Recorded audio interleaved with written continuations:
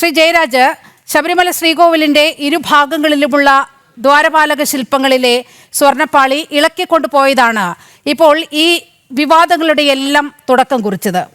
ഇപ്പോൾ മഹസർ അടക്കം പരിശോധിച്ചുകൊണ്ടാണ് ഹൈക്കോടതി ചില നിഗമനങ്ങളിലേക്ക് എത്തിയത്. 2019 42 കിലോ ഭാരമുണ്ടായിരുന്നു. ഇപ്പോൾ അത് നോക്കുമ്പോൾ ഇപ്പോൾ 4 കിലോ സ്വർണം കാണാനില്ല. അപ്പോൾ കൃത്യമായ രേഖകളുടെ അടിസ്ഥാനത്തിലാണ് ഹൈക്കോടതി ഇത്തരത്തിൽ വിജിലൻസ് അന്വേഷണത്തിന് ഉത്തരവിട്ടിരിക്കുന്നത്. ദേവസ്വം ബോർഡ് കടുത്ത പ്രതിരോധത്തിലായിരിക്കുകയാണോ? എങ്ങനെയാണ് ദേവസ്വം ബോർഡ് ഈ പ്രശ്നം മറികടക്കുക? അങ്ങനെ ഒരു ഹൈക്കോടതി ഉത്തരവിൻ്റെ അനുസരിച്ച് തീർച്ചയായും സമഗ്രമായൊരു അന്വേഷണം തന്നെ അതിൻ്റെ പേരിൽ നടത്തും. സാധാരണഗതിയിൽ നമ്മൾക്ക് ഇപ്പം ഒരു 100 ഗ്രാം സ്വർണ്ണം എടുത്തു കഴിഞ്ഞാൽ അതിനകത്ത് 91.6 കഴിഞ്ഞിട്ട് ബാക്കി ചെമ്പും തനിത്തങ്കം കഴിഞ്ഞിട്ട് 9 ഗ്രാം 400 മില്ലി കോപ്പർ അല്ലെ സിൽവർ ആയിരിക്കും. അങ്ങനെയാണ് അതിൻ്റെ ഘടന. ഇത് ഉരുക്കിയെടുത്തിട്ട് അങ്ങനെ ഒന്നും ചെയ്യാൻ പറ്റില്ല. ഇതിനകത്തുനിന്ന് ചെത്തിയെടുക്കുക എന്ന് പറയുന്നത് നടക്കുന്ന കാര്യമല്ല. പിന്നെ ആകെപ്പാടുള്ള ഒരു ഓപ്ഷൻ ഉള്ളത് ഇതുപോലൊരു സാധനം, വെയിറ്റ് കുറഞ്ഞൊരു സാധനം ഉണ്ടാക്കി വെച്ചിട്ട് അതിന് പകരം ഈ സാധനം അങ്ങനെ എന്തെങ്കിലും കാര്യങ്ങൾ ചെയ്തിട്ടുണ്ടെങ്കിൽ, അങ്ങനെ വല്ല ഡിസ്ക്രിപ്പൻസീസോ അങ്ങനെ വല്ല കള്ളത്തരങ്ങളോ നടന്നിട്ടുണ്ടെങ്കിൽ അത് സർക്കാർ അതിനെക്കുറിച്ച് അന്വേഷിക്കുകയും ദേവസ്വം ബോർഡ് അതിനെക്കുറിച്ച് സമഗ്രമായ അന്വേഷണം നടത്തുകയും ആരൊക്കെ അതിനകത്ത് കൾപ്രിറ്റ്സ് ഉണ്ടായിട്ടുണ്ടെങ്കിൽ, അത് ഉണ്ടായിട്ടുണ്ടെങ്കിൽ അവരെ വെളിച്ചത്ത് കൊണ്ടുവരികയും ചെയ്യുമെന്നുള്ളതാണ് നമുക്ക് ചെയ്യാൻ പറ്റുന്ന ഏറ്റവും പ്രധാനപ്പെട്ട ഒരു ഓപ്ഷൻ. കാരണം ഇത് ദേവസ്വം എന്ന് പറയുന്നത് ഇങ്ങനെ കട്ടുമുടിക്കാനുള്ള ഒരു വ്യവസ്ഥ. പല ക്ഷേത്രങ്ങളിലും ക്ഷേത്രങ്ങളുടെ സ്വർണ്ണക്കൊടിമരവുമായിട്ട് ബന്ധപ്പെട്ടിട്ട് ഇത്തരത്തിലുള്ള വിഷയങ്ങൾ വരാറുണ്ട്. നാട്ടുകാർ നൽകിയ സ്വർണ്ണം ഇത്രയാണ്, അത് കൊടിമരമായി കഴിയുമ്പോൾ 1 മാസം 2 മാസം കഴിയുമ്പോൾ കറുത്തു പോവുകയും ഹൈക്കോടതിയുടെ സ്പെഷ്യൽ ഉത്തരവ് പ്രകാരം അത് മേളിൽ നിന്ന് താഴെ വരെ പുളിവെള്ളം ഒഴിച്ചിട്ട് അത് ടെസ്റ്റ് ചെയ്യാൻ പറയുകയും പിന്നീട് അത് വീണ്ടും പുതുക്കി പണിയുകയും അതിനകത്തുള്ള കമ്മിറ്റി അംഗങ്ങളെ എല്ലാം ശിക്ഷിക്കുകയും അവരെ പിഴയെടുക്കുകയൊക്കെ ചെയ്തിട്ടുണ്ട്. നേരത്തെ അങ്ങനെയൊക്കെയുള്ള കീഴ്വഴക്കങ്ങൾ ഉണ്ടായിട്ടുണ്ട്.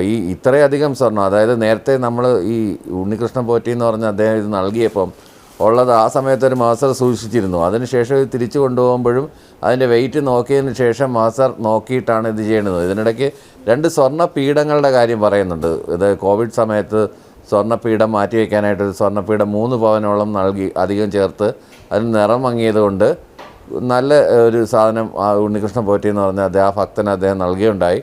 അതിന്റെ കാര്യത്തിനെ കുറിച്ച് അന്വേഷണം, സ്വർണ്ണപീഠത്തിന്റെ കാര്യത്തിൽ നിറം മങ്ങിയത് കൊണ്ടല്ല ഡോക്ടർ പി ജയരാജ്, അതിന്റെ വലിപ്പ വ്യത്യാസമാണ്. ആ ദ്വാരപാളികളിൽ വെക്കാനുള്ള അത് താങ്ങി നിർത്താനുള്ള ഒരു പീഠമായിരുന്നല്ലോ, അതിന്റെ അളവിൽ വ്യത്യാസമുണ്ട് എന്ന് ദേവസ്വം ബോർഡ് പറഞ്ഞതുകൊണ്ടാണ് രണ്ടാമതും ഒരു സെറ്റ് പീഠം കൂടി നൽകിയത് എന്നാണ് അദ്ദേഹം ഉണ്ണികൃഷ്ണൻ പോറ്റി മാധ്യമങ്ങളോട് പറഞ്ഞിട്ടുള്ളത്. എന്തായാലും രണ്ടാമതൊരു സാധനം കൊണ്ട് അതിൻ്റെ കൂടെ കാണാനില്ല എന്നുള്ളൊരു അന്വേഷണം കൂടെ നടക്കുന്നുണ്ട്. അപ്പോൾ ഇതെല്ലാം വളരെ വിശദമായിട്ട് അന്വേഷിക്കും. ഇതിനകത്ത് സർക്കാരിനോ അല്ലെങ്കിൽ ദേവസ്വം ബോർഡിനോ ഇതിനകത്ത് മറച്ചു വയ്ക്കാനോ ഒളിച്ചു വയ്ക്കാനൊന്നുമില്ല.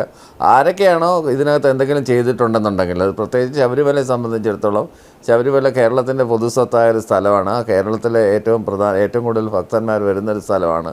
അവിടെ പല ആളുകളും പല സ്പോൺസർഷിപ്പിലും പല കാര്യങ്ങൾ ചെയ്തിട്ടുണ്ട്. നമുക്ക് എല്ലാവർക്കും അറിയാവുന്ന പോലെ 18ാം പടി സ്പോൺസർ ചെയ്തിരിക്കുന്നത് തനിത്തങ്കത്തിൽ വിജയ് മല്യയാണ്. അപ്പോൾ അങ്ങനെയുള്ള ഒരുപാട് സ്പോൺസർഷിപ്പ് അതിനകത്ത് വന്നിട്ടുണ്ട്. ഇനിയിപ്പോൾ ആഗോള അയ്യപ്പ സംഗമം നടക്കുന്ന സമയത്ത് ഇതുവരെയുള്ള പബ്ലിക് പ്രൈവറ്റ് പാർട്ണർഷിപ്പിലൂടെ ഒരുപാട് റോപ്പ് വേ വരാനുണ്ട്, വിമാനത്താവളം തന്നെ വരാനുണ്ട്. അങ്ങനെ ഒരു മാസ്റ്റർ പ്ലാൻ അവതരിപ്പിക്കാനായിട്ട് പോകുന്ന ഒരു മനോഹരമായ ഒരു സന്ദർഭത്തിലാണ് നമ്മൾ വന്നിരിക്കുന്നത്. അപ്പോൾ ഇത്തരത്തിലുള്ള പഴുതടച്ചുള്ള അന്വേഷണം തന്നെ ഇതിൻ്റെ പേരിലുണ്ടാവും. അഥവാ അങ്ങനെ ഉണ്ടെന്നുണ്ടെങ്കിൽ ആ കുറ്റക്കാരെല്ലാവരും ഉത്തരം പറയേണ്ടി വരും. അല്ലാതെ ഇതിനകത്ത് ദേവസ്വം ബോർഡ് അധികൃതരോ അല്ലെങ്കിൽ ഈ പറഞ്ഞ കണക്കല്ല ഇതിനകത്ത് പറയുന്ന മുഖ്യതാരെന്ന് പറഞ്ഞിട്ട് ഇതിൻ്റെ പോസ്റ്റർ ഞാൻ കണ്ടിരുന്നു. ഒന്ന് ദേവസ്വം വകുപ്പ് മന്ത്രിയുടെ പടവും പിന്നീടൊന്ന് ദേവസ്വം സെക്രട്ടറിയുടെ പടവും ഒക്കെയാണ് വെച്ചിരിക്കുന്നത്. അങ്ങനെ ആയിരിക്കില്ല ഈ സംഭവം നടക്കുന്നത്. മുമ്പ് തന്നെ ഇവരെ ഈ കോയിൻസ് കളക്ട് ചെയ്യുന്ന സമയത്ത് തന്നെ ഇത്തരത്തിലുള്ള അതിനകത്തുള്ള എംപ്ലോയീസിനെ എല്ലാവരെയും ഞാൻ കുറ്റം പറയുന്നില്ല, കുറേ അധികം ആളുകൾ അവിടെ ഉണ്ട്. അവരത്തരം ക്രമക്കേടുകൾ നടത്തുന്നതായിട്ട് അവിടുത്തെ പ്രധാന. ഡോക്ടർ പി ജയരാജ്, ഇക്കാര്യത്തിൽ ഈ സ്വർണം മുക്കിയതാര് എന്നുള്ള ചോദ്യം ജനം TV ഉന്നയിച്ചത് വളരെ കൃത്യമായി തന്നെയാണ്. കാരണം എന്തിനാണ് ഹൈക്കോടതിയുടെ അനുമതിയില്ലാതെ ഈ ഇളക്കി ചെന്നൈയിലേക്ക് കൊണ്ടുപോയത് എന്ന ചോദ്യമാണ് ആദ്യം തന്നെ ഇതുമായി ബന്ധപ്പെട്ട് ഉയർന്നത്. കോടതിയുടെ അനുമതിയോടെ മാത്രമേ സന്നിധാനത്ത് വെച്ച് ഇത്തരം ഈ അറ്റകുറ്റപ്പണികൾ, സ്വർണവുമായി ബന്ധപ്പെട്ട അറ്റകുറ്റപ്പണികൾ നടത്താൻ പാടുള്ളൂ എന്നുള്ള ഒരു ചട്ടം നിലനിൽക്കുന്നുണ്ട്. അപ്പോൾ ആരുടെ തീരുമാനപ്രകാരമാണ് ഇത്തരത്തിൽ സ്വർണ്ണപ്പാളി ഇളക്കിക്കൊണ്ട് ചെന്നൈയിലേക്ക് പോയത് എന്നതൊക്കെ അന്ന് തന്നെ കോടതി ഉന്നയിച്ച സംശയങ്ങളാണ്. അപ്പോൾ ജനം ടി വി ഉയർത്തുന്നത് വളരെ കൃത്യമായ സംശയം തന്നെയാണ്. ഇപ്പോൾ മാർക്കറ്റ് വിലയനുസരിച്ച് 32 കോടി രൂപയുടെ സ്വർണമാണ് മിസ്സിംഗ് ആയത്. അത് നിസ്സാരമല്ല. അതിന് സർക്കാരും ദേവസ്വം ബോർഡും തന്നെയല്ലേ മറുപടി പറയേണ്ടത്? തീർച്ചയായിട്ടും ഉത്തരവാദിത്വം എന്നുള്ള രീതിയിൽ ദേവസ്വം ബോർഡും സർക്കാരും തന്നെയാണ് മറുപടി പറയേണ്ടത്.